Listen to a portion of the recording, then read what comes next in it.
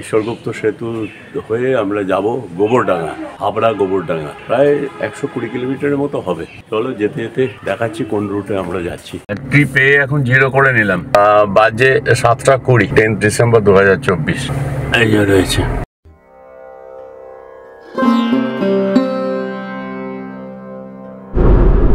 প্রচন্ড কুয়াশা। আমরা এখন শক্তিগড়ের ঢুকবো, কিন্তু আবার কুয়াশা শুরু হয়ে গেল। আজকে 7:40 মতো, খুব অ্যালার্ট হয়ে থাকতে হবে। এই সময় সব থেকে ভালো হচ্ছে এই মাঝের লেনটাতে থাকা উচিত, কেন লেফট সাইডে অনেক সময় 2 হুইলার যেতে পারে স্লো স্পিডে, ক্রস করতে হবে ডান দিক দিয়ে। লেফটে করা একটু রিস্ক হবে যদি কোনো মোটরসাইকেল যায় বা স্লো স্পিডে কিছু যায়। এই যে ওপর দিয়ে একটা মেমারি থেকে আসছে, ডান দিকে ধনেখালি NH বেরিয়ে গেল। এবার আমরা বাঁ দিকে নিচ্ছি। এটা চুচুড়া-ডানকুনি রোড। এখান থেকে প্রায় 23 কিলোমিটার গিয়ে বালার মোড়ে দিল্লি রোড পেয়ে যাব। বালার মোড় থেকে বাঁ দিকে আরো 13 কিলোমিটার গেলেই আমরা মগরা ফ্লাইওভারটা পেয়ে যাব। চা খেতে পারি কি? হ্যাঁ, এখানে একটু দাঁড়ালাম চা খেতে। এখন 8:30 বাজছে। আমরা পেরোচ্ছি দাঁতপুর থানা। সোজা গেলে চুচুড়া স্টেশন, বাঁ দিকে হচ্ছে কোলবা, আমনান, কিন্তু আমরা যাচ্ছি এখন চুচুড়ার দিকে। আর 1 কিলোমিটার পরেই দিল্লি রোডের উপর বালার মোড় আসবে। ওখান থেকে আরো 13 কিলোমিটার গেলে আমরা মগরা ফ্লাইওভার পেয়ে যাব।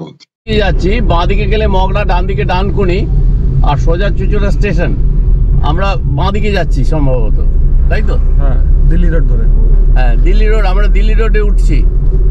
এবার এইখান থেকে আমরা দিল্লি রোড উঠছি। দিল্লি রোডের মোড় এটা, এদিকে মগরা যাওয়া যায়। হ্যাঁ, এটা মগরার রাস্তা। আমরা এই রাস্তাটা বর্ধমান থেকে মেমারি পালসিট হয়েও আসতে পারতাম। টোল ট্যাক্স দিয়ে হাইওয়ে দিয়ে আসার কারণ হচ্ছে একটু স্পিডে আসার জন্য। এখান থেকে মগরা মাত্র 9 kilometre, Rajhat 4 kilometre. Delhi road কতটা শোনো? প্রায় এখন দিল্লি রোড আমরা যাবো 7.5 কিলোমিটার। 7.5 কিলোমিটার আমরা দিল্লি রোড দিয়ে যাবো, তারপর আমরা ডান দিকে ঘুরে যাবো। আমাদের দরকার একটা পেট্রোল পাম্প। ডান দিকে ব্যান্ডেল, বাঁ দিকে পোলবা, আর সোজা মগরা 71.5 কিলোমিটার। কথা শিল্পী শরৎচন্দ্র চট্টোপাধ্যায় স্মৃতি বিজড়িত আদি সপ্তগ্রাম আর মাত্র 4 কিলোমিটার। পেট্রোল ফুল ট্যাঙ্ক ভরা হবে 16.86 লিটার, 1776 টাকা। ইন্ডিয়ান অয়েলের পেট্রোল পাম্প থেকে পেট্রোল নিয়ে আমরা বেরিয়ে পড়লাম। এখন 72.3 কিলোমিটার, বাজে 9:10। এটা রাজহাট জায়গাটার নাম। মগরা 3 কিলোমিটার, কল্যাণী 10, বর্ধমান 68। মানে আমরা এদিক দিয়েও আসতে পারতাম। অ্যাকচুয়ালি এদিক দিয়ে এলে আমাদের অনেক কম হতো রাস্তাটা। যাওয়ার সময় এদিকে যাবো। মগরা ফ্লাইওভারটা উঠতে গিয়ে প্রথমেই ভাবলাম যে ভুল হয়ে যাচ্ছে। ফ্লাইওভার থেকে একটু বাঁ দিকে নেমে সার্ভিস রোডটা ধরে নিলাম, কিন্তু এই সার্ভিস রোডটা ধরাটাই আমাদের একটা বড় ভুল হয়ে গেছে। খানিকটা গিয়েই বুঝলাম যে না, এটা নয়, আমাদের ওপর দিয়েই যেতে হবে, মগরা ফ্লাইওভার দিয়ে যেতে হবে। আলী খোঁজার যে জায়গাটা আছে ওখান থেকে ডান দিকটায় যেতে হবে। আবার আমরা ফ্লাইওভারের ওপরে উঠে গেলাম। দিল্লি রোডে গিয়ে চললো, আমরা মগরা ফ্লাইওভারের ওপরে যাচ্ছি। ডান দিকে যেটা মগরার মধ্যে নেমে যাচ্ছে, কিন্তু আমরা একটু এগিয়ে আলী খোঁজা থেকে ডান দিকে দিল্লি রোড ছেড়ে মগরা ফ্লাইওভার ধরে ঈশ্বরগুপ্ত সেতুর দিকে চলে যাচ্ছি। আর একটা ইনফরমেশন দিই, গঙ্গাকে ডান দিকে রেখে যেটা STKK road, Saptagram Tribeni Katwa road, SH6 এর 33.88 কিলোমিটার থেকে 83 কিলোমিটার পর্যন্ত ডিস্টেন্স ওই রোডটা, যেটা ত্রিবেণী, দাঁতপুর, জিরাট, বলাগড়, গুপ্তিপাড়া, কালনা, ধাত্রীগ্রাম, নন্দাই, সমুদ্রগড়, নবদ্বীপ, পারুলিয়া কে রেখে সোজা একদম কাটোয়া চলে গেছে। ঈশ্বরগুপ্ত সেতুর অ্যাপ্রোচটা যেটা মগরা ফ্লাইওভারের সঙ্গে মিশবে, সেখানকার ওয়ার্ক চলছে, প্রচুর কাজ চলছে, একটা কর্মযজ্ঞ চলছে। ডান দিকে দেখো, এখানে 10 টাকা করে ট্যাক্স নেওয়া হচ্ছে। 82.5 কিলোমিটার বাড়ি থেকে, আর এখানে মোটরসাইকেল ফ্রি। এই মুহূর্তে আমরা ঈশ্বরগুপ্ত সেতুর উপরে আছি। নিচে বয়ে চলেছে হুগলি নদী বা গঙ্গা, আর বাঁদিকে ত্রিবেণী ঘাট যেখানে দাহ করা হয়, আর তারপরেই ব্যান্ডেল থার্মাল প্ল্যান্ট। বাঁ দিকটা এটা দেখানো যাচ্ছে না এইভাবে, তবে দেখছি ডান দিকে বেশ চওড়া একটা ব্রিজ হবে, যাতায়াত আরো সহজ হয়ে যাবে। আমরা কল্যাণী এক্সপ্রেসওয়ে ধরে যাচ্ছি। ডান দিকে কল্যাণী ইউনিভার্সিটির এরিয়া, আর বাঁ দিকে একটা বিএড কলেজ। ঠিক এই মোড়টার থেকে ডান দিক কাঁচরাপাড়া, আর বাঁ দিকে কাঁপা বলে একটা জায়গা আছে। এটা হচ্ছে কল্যাণী এক্সপ্রেসওয়ে। এই মুহূর্তে কল্যাণী এক্সপ্রেসওয়ের ওপর গয়েশপুর কুলিয়া ঝিল পেরোচ্ছি। এরপরে আরেকটা আছে, সেটা হচ্ছে মথুরা বিল। এই কল্যাণী এক্সপ্রেসওয়ের ওপর এরকম দুটো বিল পড়েছে, বড় বিল বা ঝিল যাই বলা যায়। তারপরেই আমরা উঠে যাবো কাঁচরাপাড়া হরিণঘাটা জলেশ্বর রোড। এইখান থেকে বাঁ দিকে নিয়ে নেবো।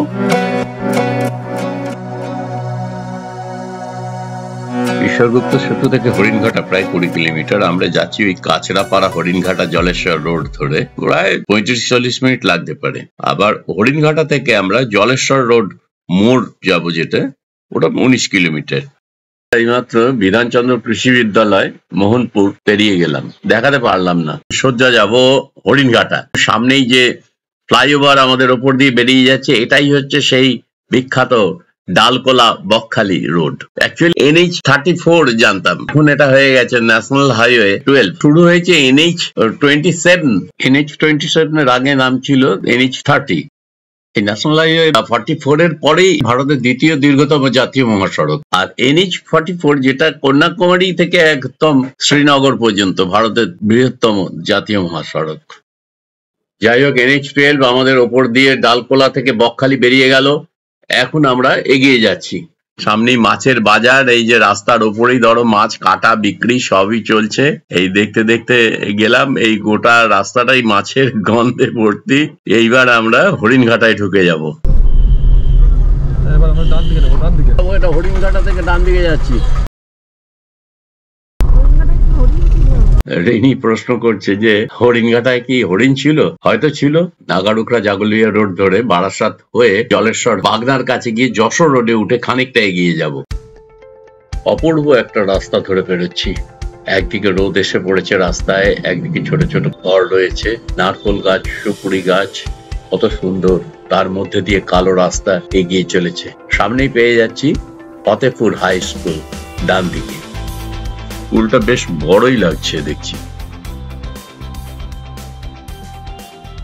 জলেশ্বর মন্দির পেরোলাম, জলের নিচে দেখানো গেল না, ফেরবার সময় দেখাবো। অবশ্যই আমরা আসবো জলেশ্বর মন্দির। মন্দির পেরোলাম 119.9। NH-112-তে আমরা উঠছি, জলেশ্বর মোড়। আর প্রকাণ্ড একটা গাছ সামনে। আমরা এবার উঠছি যশোর রোডে, এটা জলেশ্বর মোড়।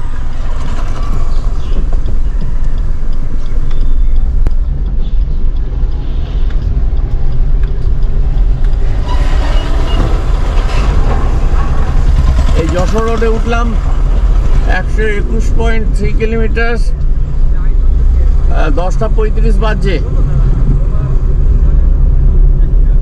এই যশোর রোডের ওপর মাত্র 1.9 কিলোমিটার আমরা যাব।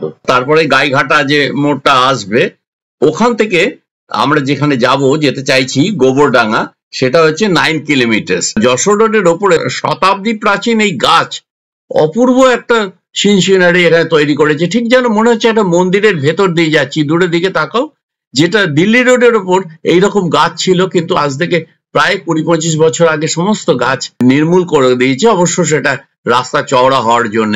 যশোর রোড এইরকম আছে, এইরকমই থাক। যত বাড়বে তত এই গাছগুলো আর আমরা পাবো না। এই আমার একান্তই ভাবনা। গাছের মতোই তুলনাহীন এই গেট নজরে পড়লো।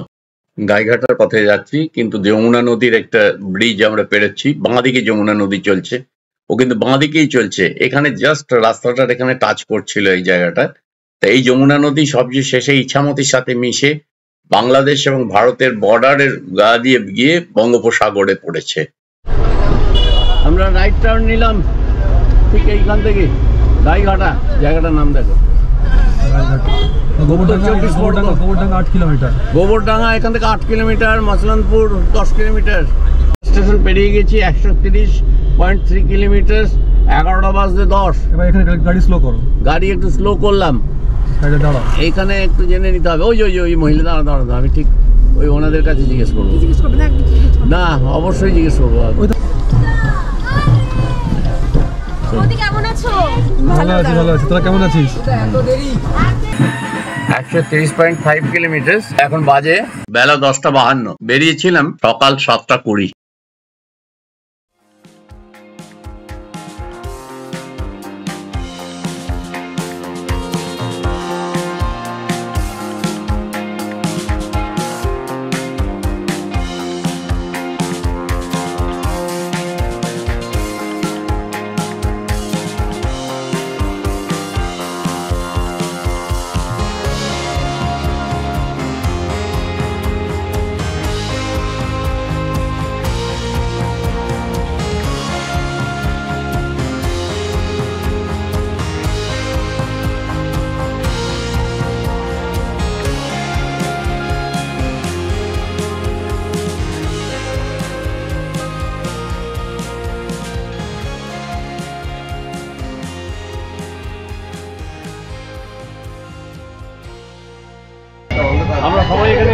সবাই এসেছি দাদা খুব আনন্দ করছে একসাথে খুব মজা হচ্ছে আমাদের ফুচকা খাই খুব ভালো লাগছে